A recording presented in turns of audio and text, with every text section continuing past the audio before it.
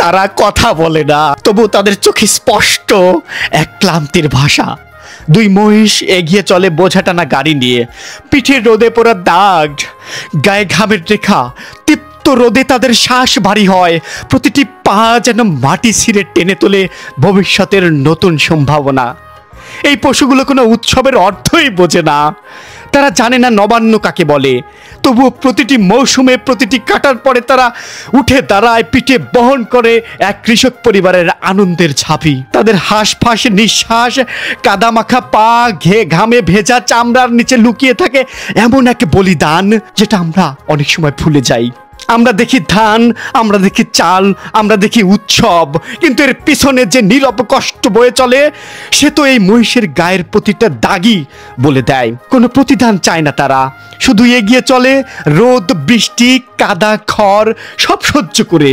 এ যেন এক জীবন্ত প্রতিমা, সহনশীলতার, নিষ্ঠুরতার, নিঃশব্দে ভালোবাসার প্রতীক। এই দৃশ্য শুধু গ্রাম বাংলা নয়, এটা এক অনন্ত মানবতা ও প্রাণীর সম্পর্কের গল্প, যেখানে একজন কৃষকের স্বপ্ন আর একটি মহিষের গল্প একসাথে বুনে চলা নবান্নের গ্রাম।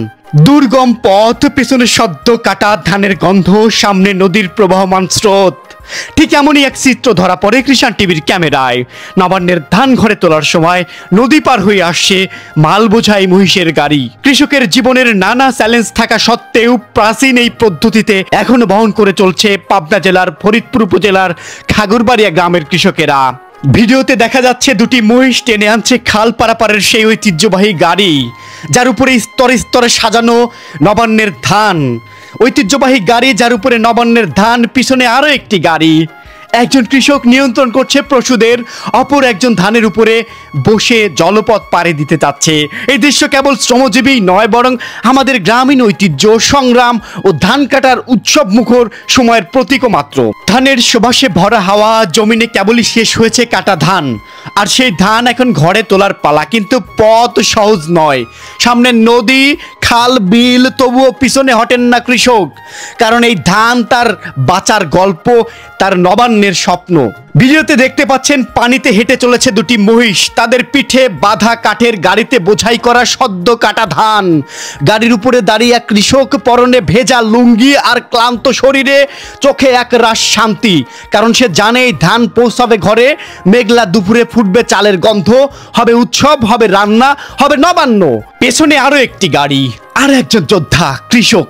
তারা জানে না বিশ্রাম কাকে বলে, তারা জানে শুধু কিভাবে নিজেদের ফসল রক্ষা করার ইতিহাস।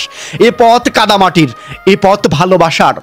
এই দৃশ্য কেবল শ্রমের নয়, এই দৃশ্য আশার, নিরলস সংগ্রামের, আর মাটির সাথে মানুষের গভীর বন্ধনের। যখন শহরের উৎসব আলোয় ঝলমল করে, তখন গ্রামের নবান্ন আসে এমন নিঃশব্দে অথচ হৃদয়গ্রাহী যাত্রায়। এটাই আমাদের বাংলার প্রাণ, আমাদের কৃষক, আমাদের বাংলাদেশের মাটি, যেখান থেকে উঠে আসে প্রতিটি দানা, প্রতিটি জীবনগাথার গল্প।